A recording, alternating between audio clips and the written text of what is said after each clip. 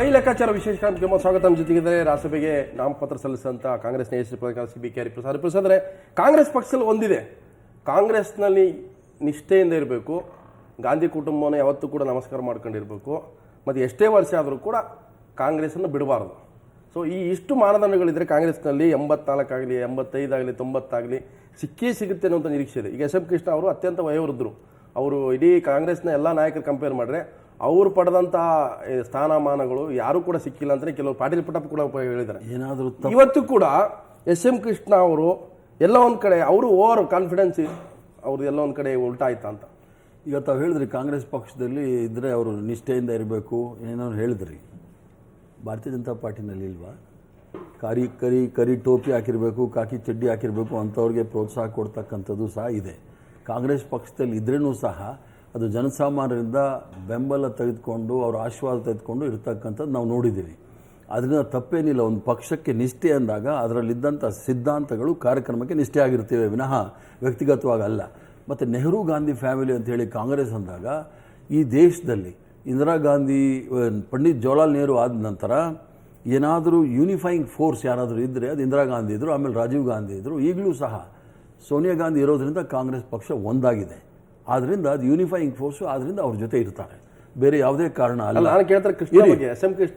ಬಂದೆ SM ಕೃಷ್ಣ ಅವ್ರಿಗೂ ಸಹ ಕಾಂಗ್ರೆಸ್ ಪಕ್ಷ ಯಾವುದೇ ರೀತಿಯ ಅನ್ಯಾಯವನ್ನು ಮಾಡಿಲ್ಲ. ಅವರನ್ನ ಕೇಂದ್ರದಲ್ಲಿ ಹಣಕಾಸು ಸಚಿವರಾಗಿದ್ದರು, ರಾಜ್ಯಸಭೆ ಸದಸ್ಯರಾಗಿದ್ದರು, ಲೋಕಸಭೆ ಸದಸ್ಯರಾಗಿದ್ದರು, ಕರ್ನಾಟಕ ರಾಜ್ಯದಲ್ಲಿ ಹಲವಾರು ಹಂತಗಳಲ್ಲಿ ಮಂತ್ರಿಗಳು, ಮುಖ್ಯಮಂತ್ರಿಗಳು, ಸ್ಪೀಕರ್, ಮುಖ್ಯಮಂತ್ರಿ ಎಲ್ಲ ಹುದ್ದೆಗಳನ್ನು ಸಹ ಅಲಂಕರಿಸಿದ್ದಾರೆ. ಅವ್ರಿಗೆ ಯಾವುದೇ ರೀತಿಯಲ್ಲೂ ಸಹ ನೋವಾಗಿರ್ತಕ್ಕಂಥ ಪ್ರಸಂಗಗಳು ನಾವು ನೋಡಿಲ್ಲ. ಈಗ ಏನೂ ಸಹ ಅವ್ರಿಗೆ ನೋವಾಗಿಲ್ಲ. ಇದು ಮಾಧ್ಯಮಗಳು ಸೃಷ್ಟಿ ಮಾಡ್ತಕ್ಕಂಥದ್ದು. ಅವ್ರಿಗೇನೋ ಬೇಸರ ಆಗಿದೆ. ಅವ್ರು ಹೇಳಿಲ್ಲ. ಸನ್ಮಾನ್ಯ SM ಕೃಷ್ಣ ಸಾಹೇಬರು ಎಲ್ಲೂ ಸಹ ನನಗೆ ನೋವಾಗಿದೆ ಅನ್ನೋದು ಹೇಳಲಿಲ್ಲ. ನಿನ್ನೆ ಅಂದ್ರೆ ಸೃಷ್ಟಿ ಮಾಡಿದ್ದಾರೆ. ಎಲ್ಲೋ ಒಬ್ರಿಗೆ ಅವಕಾಶ ಕೊಡಬೇಕು ಅಂತೇಳಿ. ಅಲ್ಲ, ಏನ್ ಲೆಕ್ಕಾಚಾರ ಅಂತ ಈಗ ರಾಜೀವ್ ಗೌಡ್ರಿಗೆ ದಿಢೀರಾಗಿ ಅವ್ರ ಹೆಸರು ಬಂದಿರ್ತಕ್ಕಂಥ ರಾಜೀವ್ ಗೌಡ್ರು ಅವರು ಪ್ರಿಮರಿಯಲ್ಲಿ ಇದಾಗಿತ್ತು, ಉತ್ತರದಲ್ಲಿ ಇರಲಿ 4ನೇ ಸ್ಥಾನದಲ್ಲಿ ಗೆದ್ದಿದ್ದಾರೆ ಅವರು. ರಾಜೀವ್ ಗೌಡ್ರು ಮೊದಲು ಈಗ ಸುಮಾರು ಒಂದು 3-4 ವರ್ಷಗಳಿಂದಲೂ ಸಹ ಸತತವಾಗಿ ನಮ್ಮ AICCಯ ಮೀಡಿಯಾ ಸೆಲ್ಲಲ್ಲಿದ್ದಾರೆ, ಸ್ಪೋಕ್ಸ್ ಪರ್ಸನ್ ಆಗಿ ಕೆಲಸ ಮಾಡ್ತಾ ಇದ್ದಾರೆ. ಎಲ್ಲೆಲ್ಲಿ ಅವಕಾಶ ಇದೆ ಅದು ಕಾಂಗ್ರೆಸ್ ಪಕ್ಷದ ಪರ ಪ್ರಚಾರವನ್ನು ಮಾಡಿದ್ದಾರೆ, ನಿಮ್ಮ ಮೀಡಿಯಾದಲ್ಲಿ ಬಂದಿದ್ದಾರೆ, ಅವ್ರದ್ದೇ ಆದ ರೀತಿಯಲ್ಲಿ ಕೆಲಸ ಮಾಡ್ಕೊಂಡು ಬಂದಿದ್ದಾರೆ. ಮತ್ತು ಅವರು ಸಹ ಕಾಂಗ್ರೆಸ್ ಪಕ್ಷದಲ್ಲಿ ಮೊದಲಿಂದ ಇದ್ದಾರೆ. ಅವ್ರ ಕುಟುಂಬಕ್ಕೂ ಸಹ ಕಾಂಗ್ರೆಸ್ ಪಕ್ಷದ ಒಂದು ಬ್ಯಾಕ್ಗ್ರೌಂಡ್ ಇದೆ. MV ವೆಂಕಟಪ್ಪನವರು ಇದ್ದಾರೆ, MV ಕೃಷ್ಣಪ್ಪನವರ ನೆವ್ಯೂ ಅವರು. ಆದ್ದರಿಂದ ಒಂದು ಅವಕಾಶವನ್ನು ಕೊಟ್ಟಿದ್ದಾರೆ. ಅದರಲ್ಲೂ ಸಹ ರಾಜ್ಯಸಭೆಗೆ ಬರುವಾಗ ಕೆಲವು ಪ್ರೊಫೆಷನಲ್ಸು ಸಹ ಇರಬೇಕು ಅಂತೇಳಿ ಅವರು ಪ್ರೊಫೆಸರ್ ಬೇರೆ ಇದ್ದಾರೆ. ಮೋಸ್ಟ್ಲಿ ಏನಂದ್ರೆ ಅಡ್ವಾಣಿಯವರ ಸೂತ್ರ ಅನ್ವಯಿಸ್ತಾರ ಅಂತ ರಾಹುಲ್ ಗಾಂಧಿ.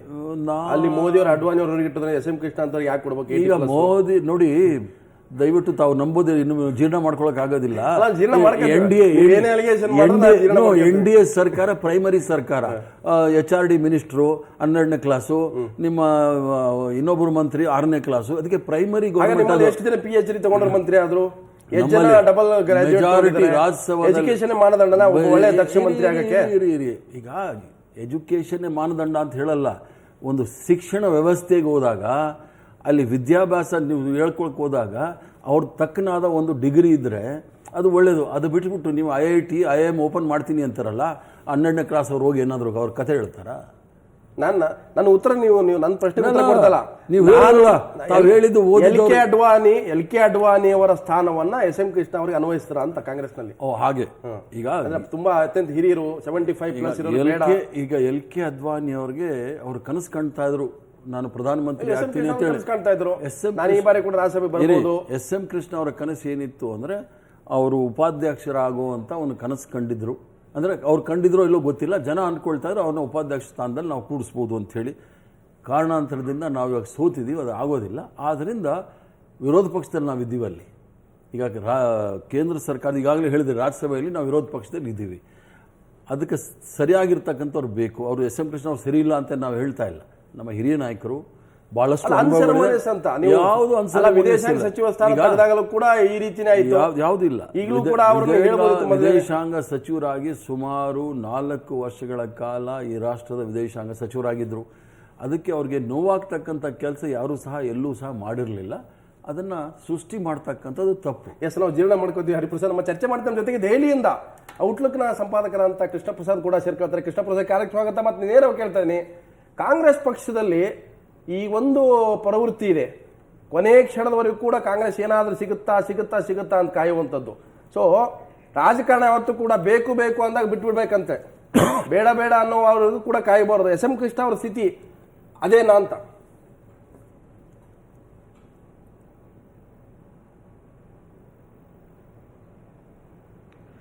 ಅಲ್ಲ, ಒಂದು ಥರದಲ್ಲಿ ಒಂದು ಇಂಟರ್ಪ್ರಿಟೇಷನ್ ಅದಿರ್ಬೋದು.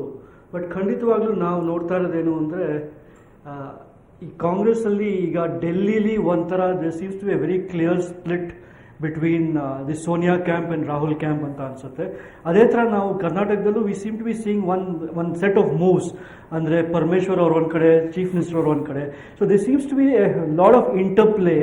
ಆ್ಯಂಡ್ ನನಗೆ if you look at it from ಈ ಡಿಸ್ಟೆನ್ಸ್ ಏನನ್ಸುತ್ತೆ ಅಂದರೆ, Rahul Gandhi's camp seems to have scored a point by sidelining SM Krishna for the moment ಅಂತ ಅನ್ಸುತ್ತೆ. ಬಟ್ ನಾವು ಇದೆಲ್ಲ ಬಹಳ ಜಲ್ದಿ ಮಾತಾಡ್ತಾ ಇರ್ಬೋದು. ಈಗ ನಾವು ರಾಜ್ಯಸಭಾ ಸೀಟ್ ಕೃಷ್ಣ ಅವ್ರಿಗೆ ದೊರಕಲಿಲ್ಲ ಅಂದರೆ it does not mean the end of the road for SM Krishna. It could be that the Congress has something else lined up for him. We don't know that.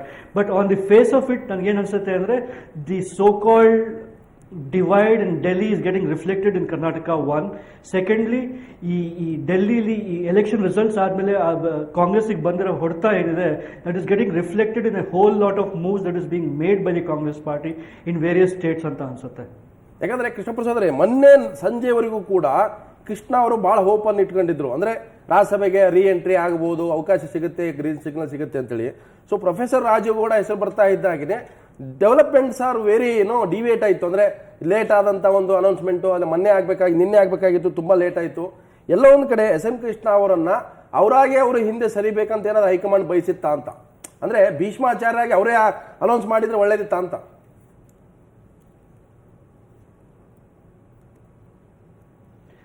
ಅಲ್ಲ, ನೀವು ಬರೀ ಈ ಒಂದು ರಾಜ್ಯಸಭಾ ಎಲೆಕ್ಷನ್ ಒಂದೇ ಇಟ್ಕೋಬೇಕಾಗಿಲ್ಲ. SM ಕೃಷ್ಣ ಅವರು ಎಕ್ಸ್ಟರ್ನಲ್ ಅಫೇರ್ಸ್ ಮಿನಿಸ್ಟರ್ ಆಗಿದ್ದಾಗಲೂ the high command sent a very very clear signal that the time was over for SM Krishna ಅಂತ. ನೀವು ಏನ್ ಮರಿಬಾರ್ದು ಅಂದ್ರೆ, ಕೃಷ್ಣ ಅವರು ಯುನೈಟೆಡ್ ನೇಷನ್ಸ್ಗೆ ಹೋಗಿ ಯಾವುದೋ ಪೋರ್ಚುಗೀಸ್ ದೇಶದ ಸ್ಪೀಚ್ ಓದಿದ್ರು. ಅವರು ಯಾರೋ ಭಾರತದಲ್ಲಿರೋ ಪ್ರಿಸ್ನರ್ನ ಅವರು ಪಾಕಿಸ್ತಾನಿ ಪ್ರಿಸ್ನರ್ ಅಂತ ಹೇಳ್ಕೊಂಡು ಮಾತಾಡಿದ್ರು. It seem to be that SM Krishna ಅವ್ರು ಏನೇ ಮಾಡಿದ್ರು, for all his wonderful achievements, ಅವರು in the last 4-5 years he has been losing his way repeatedly. ಅವರು ಈ UPA ಗವರ್ಮೆಂಟಲ್ಲಿ ಸ್ವೇರಿನ್ ಆದ ತಕ್ಷಣ ಅವರು ಒಂದು 5-star or 7-star ಹೋಟ್ಲಲ್ಲಿ ಇದ್ದಿದ್ದು, they all contributed to a whole lot of controversies for the high command. So ನೀವು ಹೈಕಮಾಂಡು ಅವರ ಕೊನೆ ಎಪಿಸೋಡ್ ಆದಮೇಲೆ ಎಷ್ಟು ಕ್ವಿಕ್ ಆಗಿ ಅವ್ರನ್ನ ಕೈ ಬಿಟ್ಟರು ಅಂದರೆ, that was a very clear signal to SM Krishna that his time was over in the Congress party and that he should play the role of an elder statesman ಅಂತ. ಬಟ್ ನೀವು ಹೇಳಿದ ಪ್ರಕಾರ ಅವ್ರ ಹೆಸರು ನಿನ್ನೆ ಮೊನ್ನೆವರೆಗೂ ಇತ್ತು ಅಂದರೆ, it tells you that SM Krishna is an extremely ambitious man, is an extremely aspiring politician even at the age of 80+. And it tells you, more importantly, that the whole idea of tyaga antaralla, tyaga, sacrifice that Sonia Gandhi exemplified in the Congress party does not reflect in various other people within the Congress party. ಇನ್ನೊಂದೇನು ಅಂದರೆ, ನಾವೇನು ಮರಿಬಾರ್ದು ಅಂದರೆ, ನಮ್ಮ ರಾಜ್ಯದ ರಾಜಕೀಯ ಏನಿದೆ, it seems to be hostage to 3 districts: Hassan, Mandya ಮತ್ತು Bangalore rural. The state's politics are hostage to these 3 constituencies which are largely Okkaliga driven.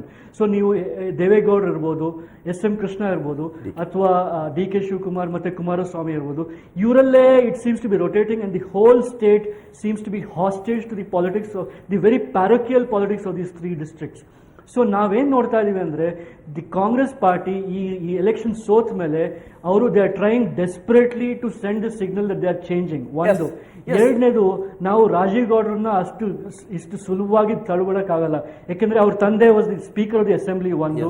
ಎರಡನೇದು, ರಾಜೀವ್ ಗೌಡ್ರು was almost supposed to get the 2009 seat for Bangalore south. It did not happen.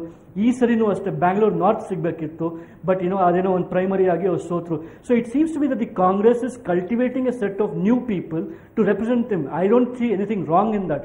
But ಖಂಡಿತವಾಗ್ಲೂ ನೀವು ಹೇಳಿದ ಪ್ರಕಾರ the high command seems to have made a clear attempt to distance itself from the parochial politics Krishna Prasad of ಬಂದೆ these three districts.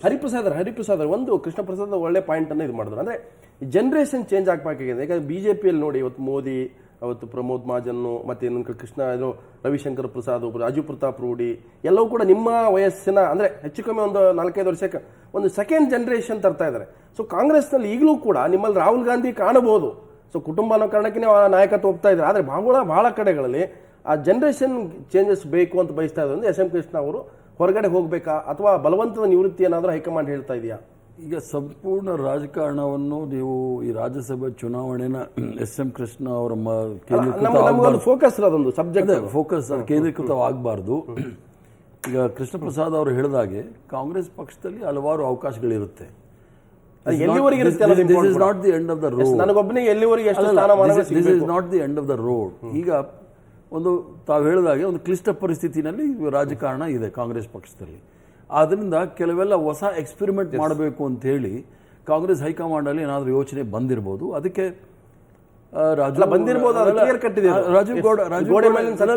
Rajiv ಗೌಡನ ನಾವೆಲ್ಲೋ ಆಕಾಶದಿಂದ ತಂದಿಲ್ಲ. ಪಕ್ಷದಲ್ಲಿ ಅವರು ಸಹ ಕೆಲಸ ಮಾಡ್ಕೊಂಡು ಬಂದಿದ್ದಾರೆ. ಒಂದು ಅವಕಾಶ ಕೊಟ್ಟು ನೋಡೋಣ ಅಂತ ಮಾಡಿದ್ದಾರೆ, ತಪ್ಪೇನಿಲ್ಲ ಅದರಲ್ಲಿ. ಆದ್ರಿಂದ ಅದರ ಅರ್ಥ ಎಸ್ ಎಂ ಕೃಷ್ಣ ಅವ್ರನ್ನ ಸಂಪೂರ್ಣವಾಗಿ ಕಡೆಗಣಿಸಿದ್ದಾರೆ ಅಂತಲ್ಲ. ಸಾಕಷ್ಟು ಜನ ಕಾಂಗ್ರೆಸ್ ಪಕ್ಷದಲ್ಲಿ ಸುಮಾರು 60 ವರ್ಷಗಳ ಕಾಲ ಇದರ ಅಧಿಕಾರದಲ್ಲಿದ್ದಂಥವ್ರು, ಭಾಳಷ್ಟು ಜನ ಮುಖ್ಯಮಂತ್ರಿಗಳು, ಭಾಳ ಜನ ಕೇಂದ್ರ ಮಂತ್ರಿಗಳು, 100 ಜನ ಇದ್ದಾರೆ. ಆದ್ರೆ ಅದರ ಅರ್ಥ ಅವ್ರನ್ನ ನಾವೆಲ್ಲ ಕಡೆಗಣಿಸಿದೀವಿ ಅಂತಲ್ಲ. ನಾವು ಯಾವುದೇ ರಾಜ್ಯಕ್ಕೆ ಇನ್ನೊಂದು ಬಿಟ್ಟು ಕೊಡ್ಬೇಕಲ್ಲ. ಈಗ ಯಾರು ಸಹ ವಿದೇಶಾಂಗ ಸಚಿವ ಸ್ಥಾನದಿಂದ ಹೊರಗೆ ಬಂದ ನಂತರ ಎಸ್ ಎಂ ಕೃಷ್ಣ ಮಾತಾಡಿದ್ನ ಹೇಳ್ತೀನಿ, ನೆನಪಿದೆ. ಯುವಕರಿಗೆ ಅವಕಾಶ ಕೊಡಬೇಕು, ಯುವಕರು ಬರಬೇಕು. ನಾನು ಕಾಂಗ್ರೆಸ್ ಇಂದ ಬಹಳಷ್ಟು ಪಡ್ಕೊಂಡಿದ್ದೀನಿ. ನಾನು ಕಾಂಗ್ರೆಸ್ ನಾನು ಕೊಡಬೇಕಾಗಿದೆ, ಒಬ್ಬ ಮಾರ್ಗದರ್ಶಿಯಾಗಿ ಭೀಷ್ಮಂತರ ಇರ್ತೀನಿ, ನೋಡಿ ನನಗೇನು ಬೇಡ ಅಂತ. ನಾವೆಲ್ಲ ವಿದ್ಯಾರ್ಥಿ ದೆಸೆಯಲ್ಲಿರುವಾಗ, ಯುವ ಕಾಂಗ್ರೆಸ್ ಅಲ್ಲಿದ್ದಾಗ ಇದೇ ಎಸ್ ಎಂ ಕೃಷ್ಣಾಜಿ ಅವರು ಬಹಳಷ್ಟು ನಮಗೆ ಉತ್ತೇಜನವನ್ನು ಕೊಡ್ತಾ ಇದ್ರು, ಬೆಂಬಲವನ್ನು ಕೊಡ್ತಾ. ಅವರೇ ಹೇಳ್ಬೋದಿತ್ತು ಅಂತ ಅವಕಾಶ ಕೊಡಿ, ನಾನು ದೊಡ್ಡವರಾಗ್ಬಿಡೋದು. ಇನ್ನು ತಪ್ಪೇನಿಲ್ಲ. ಕಾಂಗ್ರೆಸ್ ಭೀಷ್ಮರಾಗ ಅವರು ರಾಜ್ಯಸಭಾ ಕೇಳಿದ್ರೆ ಅಥವಾ ಆಸೆ ಇಟ್ಕೊಂಡಿದ್ರೆ ತಪ್ಪೇನಿಲ್ಲ. ಆದರೆ ಅವ್ರದ್ದು ರಾಜಕೀಯ ಚರಿತ್ರೆ ಅಥವಾ ಜೀವನವನ್ನು ನೋಡಿದಾಗ ಎಲ್ಲ ಸಮಯದಲ್ಲೂ ಸಹ, ಇವತ್ತು ನಾಗೇಗೌಡರು ಇರ್ಬೋದು, ನಿಮ್ಮ ಡಿ ಕೆ ಶಿವಕುಮಾರ್ ಇರ್ಬೋದು, ಹಲವಾರು ಇವರೆಲ್ಲರೂ ಸಹ ಬೆಂಬಲ ಉತ್ತೇಜನ ಕೊಟ್ಟು ಬೆಳೆಸಿದ್ದಾರೆ. ಆ ಥರ ಅವರೊಬ್ಬರೇ ಇದ್ದಾರೆ ಅಂತಲ್ಲ. ನಾನು ಬಹಳಷ್ಟು ಜನ ಯುವಕರನ್ನ ಹೇಳ್ಬೋದು. ಹಾಸನಲ್ಲಿ ಶಿವರಾಮ್ ಇದ್ದಾರೆ, ನಿಮ್ಮಲ್ಲಿ ಜಯಚಂದ್ರ ಅವರಿದ್ದಾರೆ. ಬಹಳಷ್ಟು ಜನ ಯುವಕರಿಗೆ ಅವರು ಅವಕಾಶವನ್ನು ಕೊಟ್ಟಿದ್ದಾರೆ, ಬೆಳೆಸಿದ್ದಾರೆ. ಅದರ ಅರ್ಥ ಈ ರಾಜೀವ್ ಗೌಡರು ಬಂದಿದ್ದಾರೆ ಅಂತ ಅವ್ರಿಗೇನು ಬೇಸರ ಆಗಿರತಕ್ಕಂಥದ್ದು ನನಗೇನು ಅನ್ಸೋದಿಲ್ಲ. ಯಾಕಂದ್ರೆ ಅವ್ರು ಬಹಳ ಅವ್ರಿಗೆ ಯಾರೋ ಗುಂಪುಗಾರಿಕೆ ಇದೆ ಕಾಂಗ್ರೆಸ್ ಯಾರೋ ಮಂತ್ರಿ ಹೋಗಿ ಹೈಕಮಾಂಡ್ ಅಲ್ಲಿ ಏನೂ ಇಲ್ಲ. ರಾಜಗೌಡರ ಹೆಸರನ್ನ ನಾಮಿನೇಷನ್ ಕಾಂಗ್ರೆಸ್ ಪಕ್ಷದಲ್ಲಿ ಯಾವಾಗಲಾದ್ರೂ ಬರುವಾಗ ಡಾರ್ಕ್ ಹಾರ್ಸ್ಗಳು ಹೀಗೆ ಬರುತ್ತೆ, ಯಾರಿಗೂ ಗೊತ್ತಾಗೋದಿಲ್ಲ. ನಾನು ಸಹ ರಾಜ್ಯಸಭಾಗೆ ಬಂದಾಗ ನನಗೆ 35 ವರ್ಷ ಆಯಿತು. ರಾಜೀವ್ ಗಾಂಧಿ ಅವ್ರು ತಂದಾಗ ಎಲ್ಲ ಏನಪ್ಪ ಅಂತ ಬೆರಗಾದ್ರು. ಆಮೇಲೆ ಇವ್ರು ಬಂದಿರೋದು ಕರೆಕ್ಟಪ್ಪ ಅಂದ್ರೆ, ಯಾಕಂದ್ರೆ ನಾವೆಲ್ಲ ಪಕ್ಷದಲ್ಲಿ ಬಂದಿರತಕ್ಕಂಥವ್ರು. ಅಧಿಕಾರ, ಮಂತ್ರಿ ಆಗಬೇಕು, ಇದನ್ನ ನಾವು ಯಾವತ್ತೂ ಅಪ್ಲಿಕೇಶನ್ ಕೊಟ್ಟವರಲ್ಲ, ಅಥವಾ ಚೇರ್ಮನ್ ಬೋರ್ಡ್ ಕಾರ್ಪೊರೇಷನ್ ಆಗಬೇಕು ಅಂತವ್ರಲ್ಲ. ಪಕ್ಷದ ಒಂದು ಸಿದ್ಧಾಂತ, ಅದರಲ್ಲಿ ಸಾಮಾಜಿಕ ನ್ಯಾಯ. ಹರಿಪ್ರಸಾದ್ ಅವರೇ, ಹರಿಪ್ರಸಾದ್ ಇರ್ಬೋದು, ಎಸ್ ಎಂ ಕೃಷ್ಣ ಇರ್ಬೋದು, ಮತ್ತೊಬ್ರು ಇರ್ಬೋದು, ಅವ್ರಿಗೆ ಆ ಒಂದು ಬರಬೇಕು ಅಂತ 80+ ಬಂದ ಮೇಲೆ ಅವ್ರ ಆಸೆ ಇಟ್ಕೊಳ್ಳೋ ತಪ್ಪು ಅಂತ ಹೇಳ್ತಾ ಇಲ್ಲ ಈಗ. ಸೊ ಅವರೇ ದೊಡ್ಡ ಮನಸ್ಸು, ಈ ಸಲ ಯುವಕರಿಗೆ ಅವಕಾಶ ಕೊಡಿ ಅಂತ ಹೇಳಿದ್ರೆ ಈ ರೀತಿಯ ಒಂದು ಏನು ಬಲವಂತದ ನಿವೃತ್ತಿಯ ಒಂದು ಸೂಚನೆ ಸಿಗ್ತಿರ್ಲಿಲ್ಲ. ಎಸ್ ಎಂ ಕೃಷ್ಣರವರು ಬಹಳಷ್ಟು ಹಿರಿಯ ವಯೋವೃದ್ಧ ಭೀಷ್ಮಾಚಾರ್ಯರು ನಮ್ಮ ರಾಜಕಾರಣದಲ್ಲಿ. ಅವ್ರ ಬಗ್ಗೆ ನಾನೇನು ಮಾತಾಡ್ಲಿಕ್ಕೆ ತಯಾರಿಲ್ಲ. ಅವ್ರಿಗೇನು ಅನಿಸಿದೆ ಅದನ್ನು ಅವರು ಸೋನಿಯಾ ಗಾಂಧಿ ಅವ್ರ ಜೊತೆನೂ ಚರ್ಚೆ ಮಾಡಿರ್ತಾರೆ, ರಾಹುಲ್ ಗಾಂಧಿ ಅವ್ರ ಜೊತೆನೂ ಚರ್ಚೆ ಮಾಡಿರ್ತಾರೆ. ಅದ್ರ ಬಗ್ಗೆ ನಾವು ಚರ್ಚೆ ಮಾಡೋದು ಸಹ ತಪ್ಪು. ನಾನು ಯಾಕೆ ಹೇಳಿದೆ ಅಂದರೆ, ನಿಮ್ಮ ರಾಜ್ಯ ಕಾಂಗ್ರೆಸ್ ಅಧ್ಯಕ್ಷರೇ ನನಗೆ ನೋವಾಗಿದೆ ಅಂತ ಹೇಳಿದ್ದಾರೆ. ಸೊ ಅವರೇನು ಸಾಮಾನ್ಯ ಕಾರ್ಯಕರ್ತರು ನಾನು ಅಂತಲ್ಲ, ಇನ್ನೊಬ್ಬರು ಅಲ್ಲ, ಅವರೇ ಕಾಂಗ್ರೆಸ್ ಪಕ್ಷ ಅಧ್ಯಕ್ಷರೇ. ಈಗ ಕಾಂಗ್ರೆಸ್ ರೆಕಾರ್ಡ್ ಹೇಳಿದ್ದಾರೆ. ಈಗ ಡಾಕ್ಟರ್ ಪರಮೇಶ್ವರ್ ಅವರು ಇರ್ಬೋದು, ರಾಜ್ಯದ ಅಧ್ಯಕ್ಷರಿರ್ಬೋದು, ಇನ್ಯಾರಾದ್ರೂ ಇರ್ಬೋದು, ಅದೆಲ್ಲ ಅವ್ರದ್ದು ವೈಯಕ್ತಿಕವಾದ ಅವ್ರು ಹೇಳಿದ್ರು ವೈಯಕ್ತಿಕವಾಗಿ ನಮಗೆ ನೋವಾಗಿದೆ ಅಂತ ತಾವು ತೋರಿಸ್ತಾ ಇದ್ರು ಟಿವಿನಲ್ಲಿ. ಅದೆಲ್ಲ ನಾವು ತೋರಿಸ್ತಲ್ಲ, ಅವ್ರು ಹೇಳಿದ್ದು ವೈಯಕ್ತಿಕವಾದ ಹೇಳಿಕೆ, ಅದು ನಾವು ಕ್ರಿಯೇಟ್ ಮಾಡಿದ್ದಲ್ಲ. ಅಲ್ಲಲ್ಲ, ಕ್ರಿಯೇಟ್ ಮಾಡಿದ್ದಲ್ಲ, ತೋರಿಸ್ತಾ ಇದ್ರಿ ತಾವು. ಆದ್ದರಿಂದ ಪರಮೇಶ್ವರ್ ಅವ್ರದ್ದು ಹೇಳಿಕೆ ಅದು ವೈಯಕ್ತಿಕವಾದ ಹೇಳಿಕೆ ವಿನಃ ಅದು ಪಕ್ಷದ ಹೇಳಿಕೆ ಅಲ್ಲ. ಪಕ್ಷದ ತೀರ್ಮಾನ ನನಗೆ ಹೆಂಗೆ ಒಂದು ಬಿಡಿ ಬಿಡಿಯಾಗಿ ಮಾಡ್ತೀನಿ ಇಲ್ಲ. ಸೋನಿಯಾ ಗಾಂಧಿ ಅವರು, ರಾಹುಲ್ ಗಾಂಧಿ ಅವರ ಎಸ್ ಎಂ ಕೃಷ್ಣ ಫಾಲೋ ಮಾಡೋ ನಾಯಕರಿಗೆ ನೋವಾಗಿದೆ, ಬೇಜಾರಾಗಿದೆ. ಏನೂ ಆಗಿರಲ್ಲ. ನಾನು ಹೇಳಿದ್ನಲ್ಲ, ಎಸ್ ಎಂ ಕೃಷ್ಣ ನೋವಾಗಿದೆ. ಈಗ ಮಂತ್ರಿ ಮಂಡಲ ಈಗ ನಿಮ್ಗೆ ಕೊಟ್ಟಿದ್ರೆ ನೀವು ಒಂದಷ್ಟು ಜನಕ್ಕೆ ಖುಷಿ ಆಗಿರುತ್ತಪ್ಪ, ಒಂದಷ್ಟು ಜನಕ್ಕೆ ಬೇಸರ ಆಗಿರುತ್ತೆ. ಈಗ ಯಾರಿಗೂ ಖುಷಿ ಆಗಿರೋದಿಲ್ಲ, ಯಾರಿಗೂ ಬೇಸರ ಆಗಿರೋದಿಲ್ಲ. ಯಾಕಂದ್ರೆ ಗೊತ್ತು ಈ ಪಕ್ಷದಲ್ಲಿ ಈ ಕತ್ತೆ ಥರ ಯಾರಾದರೂ ದುಡಿತಾರೆ ಅಂದರೆ ಇವನು ದುಡಿತಾನಪ್ಪ ಅಂತ ಹೇಳಿ. ಆದ್ದರಿಂದ ಯಾರಿಗೂ ಬೇಸರನೂ ಆಗಿರಲ್ಲ ಅಥವಾ ಸಂತೋಷನೂ ಆಗಿರೋದಿಲ್ಲ, ಇವನು ನಿಧಾನಪ್ಪ ಅಂತೇಳಿ ಇರ್ತಾರೆ. ಆದರೆ ಏನೋ ಆಗೋಗ್ಬಿಡ್ತೀವಂತ ಈ ಸನ್ನಿವೇಶಗಳು ಭಾಳ ಬದಲಾವಣೆ ಆಗಿದೆ. ಆದ್ದರಿಂದ ಎಸ್ ಎಂ ಕೃಷ್ಣ ಅವ್ರಿಗೆ ಎಲ್ಲ ರೀತಿಯ ಅವಕಾಶಗಳನ್ನು ಸಹ ಕೊಟ್ಟಿದ್ದಾರೆ ಕಾಂಗ್ರೆಸ್ ಪಕ್ಷ. ಅದರಿಂದ ಅವ್ರಿಗೆ ನೋವೇನು ಆಗಿರೋದು ನೋವು ಮಾಡ್ಕೋಬಾರ್ದು. ಅಲ್ಲ, ಅವರು ಭಾಳ ಹಿರಿಯರು, ಅವ್ರಿಗೆ ನಾನು ಹೇಳೋಕ್ಕಾಗೋದಿಲ್ಲ, ಅಡ್ವೈಸ್ ಮಾಡೋಕ್ಕಾಗಲ್ಲ, ಸಲಹೆ ಕೊಡೋಕ್ಕಾಗೋದಿಲ್ಲ. ಆ ಥರ ಯಾಕಂದರೆ ಅವ್ರದ್ದು ಭಾಳಷ್ಟು ವರ್ಷದಿಂದ ನಾನು ನೋಡಿದ್ದೀನಿ ಅವ್ರನ್ನ. ಅವ್ರು ಆ ಥರ ಮಾಡ್ಕೊಳ್ಳೋ ಮನುಷ್ಯರಲ್ಲ. ಯಾಕಂದರೆ ಇನ್ನೂ ಸ್ಥಾನಮಾನಗಳಿದ್ದಾವೆ, ಅವಕಾಶ ಇದೆ ಕಾಂಗ್ರೆಸ್ ಪಕ್ಷದಲ್ಲಿ ಅಂತ ಹೇಳೋದು ಸಾಕಷ್ಟಿದೆ. ಕಾಂಗ್ರೆಸ್ ಪಕ್ಷ ಭಾಳ ದೊಡ್ಡ ಪಕ್ಷ. ಇನ್ನೇನು ರಾಷ್ಟ್ರಪತಿ ಪ್ರಧಾನಮಂತ್ರಿ ಅದಾಗೋದಿಲ್ಲ ಈಗ ಸದ್ಯಕ್ಕಾಗಲ್ಲ. ಅದು 5 ವರ್ಷ ಆದಮೇಲೆ ನೋಡ್ಕೊಳ್ಳೋಣ. ಬೇರೆ ಏನಾದರೂ ಅವಕಾಶಗಳಿರುತ್ತೆ. ಕೃಷ್ಣ ಪ್ರಸಾದ್ ಅವರೇ, ಪರಮೇಶ್ವರ್ ಹೇಳ್ತಾ ಇದ್ದಾರೆ ನನಗೆ ವೈಯಕ್ತಿಕವಾಗಿ ಬಹಳ ನೋವಾಗಿದೆ, ಯಾಕೆ ಹೈಕಮಾಂಡ್ ಅವ್ರಿಗೆ ಟಿಕೆಟ್ ಕೊಡಲಿಲ್ಲ ಅನ್ನುವಂಥದ್ದೇ ಅವರಿಗೂ ಅರ್ಥ ಆಗಿಲ್ಲ. ಬೀಯಿಂಗ್ ಏನೋ ಸ್ಟೇಟ್ ಪ್ರೆಸಿಡೆಂಟ್ ನನಗೆ ಅರ್ಥ ಆಗಿಲ್ಲ, ನೋವಾಗ್ತಾ ಇದೆ ಅಂತಂದ್ರೆ ಹರಿಪ್ರಸಾದ್ ಹೇಳ್ತಾ ಅದು ವೈಯಕ್ತಿಕ ಅನ್ನೋದಾದ್ರೆ, ಸೊ ಕೃಷ್ಣ ಫಾಲೋವರ್ಸ್ಗೆ ನೋವಾಗಿದೆ ಅಂತ ಅರ್ಥ ತಾನೆ?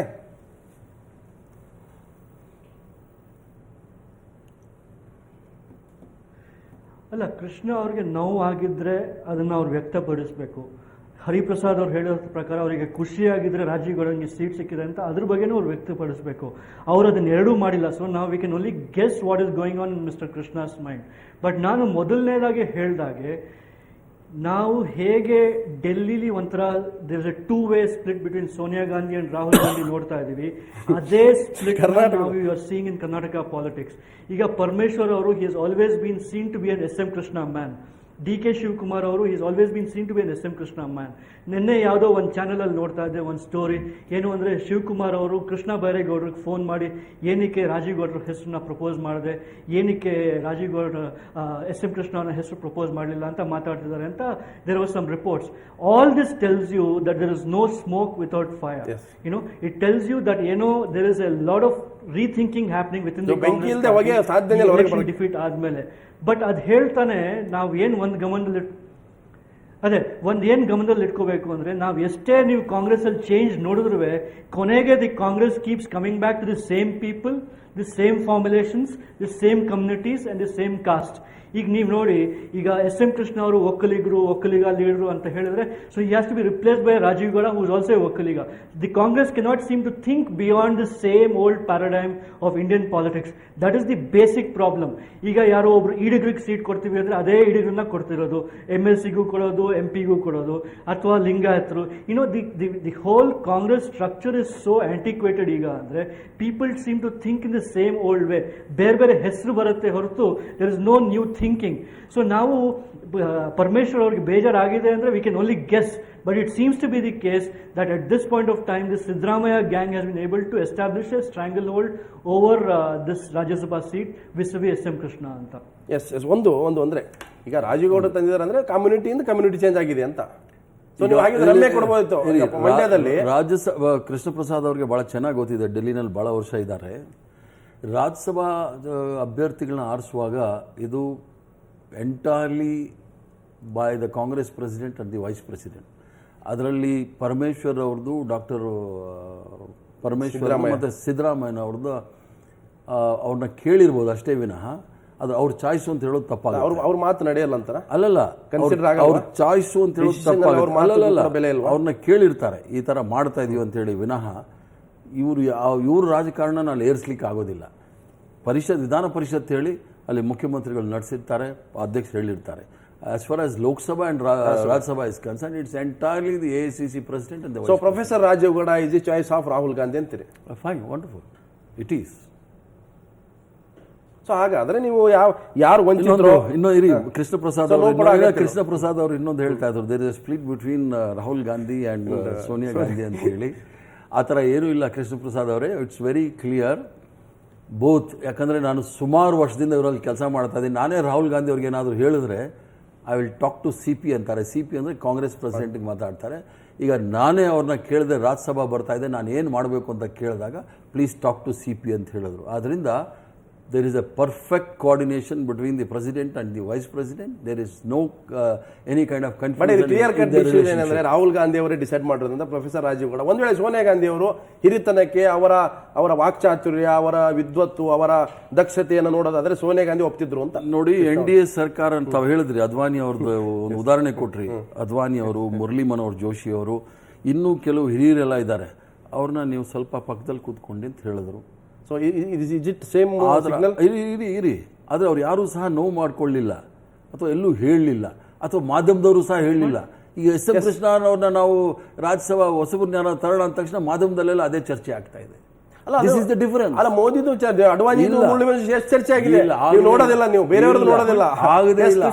ಕೃಷ್ಣ ಪ್ರಸಾದ್, ನಾನು ಆಗಲೇ ಆರಂಭದಲ್ಲಿ ಹರಿಪ್ರಸಾದ್ ಕೇಳಿದೆ, ಅಡ್ವಾಣಿ ಅವರ ಏನು ಫಾರ್ಮುಲಾ ಇದೆ, ನರೇಂದ್ರ ಮೋದಿ 75+ ಅವರನ್ನ ಸೈಡ್ ಲೈನ್ ಅಂದ್ರೆ ಸೈಡಿಗೆ ಕೂರ್ಸೋಣ, ಅವರಿಗೆ ರೆಸ್ಪೆಕ್ಟ್ಫುಲ್ ಆಗಿ. ಸೊ ಅಂಥದ್ದೇ ಫಾರ್ಮುಲಾ ರಾಹುಲ್ ಗಾಂಧಿ ಕೃಷ್ಣ ವಿಚಾರದಲ್ಲಿ ತೆಗೆದುಕೊಂಡಿರಬಹುದು ಅಂತ.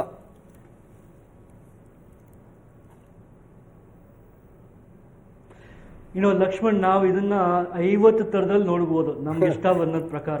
ಬಟ್ ನನಗೆ I want to make a larger point. ಏನು ಅಂದ್ರೆ ನಾವೇನ್ ಮರಿಬಾರ್ದು ಅಂದ್ರೆ SM ಕೃಷ್ಣ ಅವರಾಗ್ಲಿ, LK ಅಡ್ವಾಣಿ ಆಗಲಿ, ಅವರ ಟೈಮ್ ಮುಗ್ದಿದೆಯೋ ಮುಗ್ದಿಲ್ಲ ಅನ್ನೋದು ಅವ್ರಿಗೆ ಡಿಸೈಡ್ ಮಾಡಬೇಕಾಗತ್ತೆ. ಜನರು ಡಿಸೈಡ್ ಮಾಡಬೇಕಾಗಿಲ್ಲ. LK ಅಡ್ವಾಣಿ ಅವರ ಅಚೀವ್ಮೆಂಟ್ಸ್ ಇದೆ ಅಥವಾ ಕೃಷ್ಣ ಅವರ ಅಚೀವ್ಮೆಂಟ್ಸ್ ಇದೆ ಅಂತ ಜನರಿಗೆ ಗೊತ್ತು. ಅದಲ್ಲ, ಕರ್ನಾಟಕಕ್ಕೆ ಅಥವಾ ಬೆಂಗಳೂರಿಗೆ ಏನಾದ್ರು ಬ್ರ್ಯಾಂಡ್ ಇಮೇಜ್ ಬಂದಿದೆ ಅಂದ್ರೆ SM ಕೃಷ್ಣ ಅವರ ರೋಲ್ ಎಷ್ಟು ದೊಡ್ಡದು ಅಂತ ಜನರಿಗೆ ಗೊತ್ತು. ಬಟ್ ನಾವದೆಲ್ಲ ಒಂಚೂರು ದೂರ ಇಟ್ಬಿಟ್ಟು ಒಂದು ಸಿಂಪಲ್ ಕ್ವೆಶ್ಚನ್ ರೇಸ್ ಮಾಡಬೇಕು. Is Rajiv Gowda a better candidate than SM Krishna or not? It's a very simple point. It's a fundamental point. ನಾವೇನ್ ಮರಿಬಾರ್ದು ಅಂದ್ರೆ Rajiv Gowda is a top class economist. Rajiv Gowda is an MBA from one of the world's great universities. And Rajiv Gowda teaches at probably India's best management school in IIM Bangalore. And more than that, Rajiv Gowda, given his age and his pedigree, nanansate he is going to be able to bring some amount of intellectual depth to the discussions in Rajya Sabha. Rajya Sabha andre ಏನು? Why is there a Rajya Sabha? It's because you want a house of elders which will discuss issues.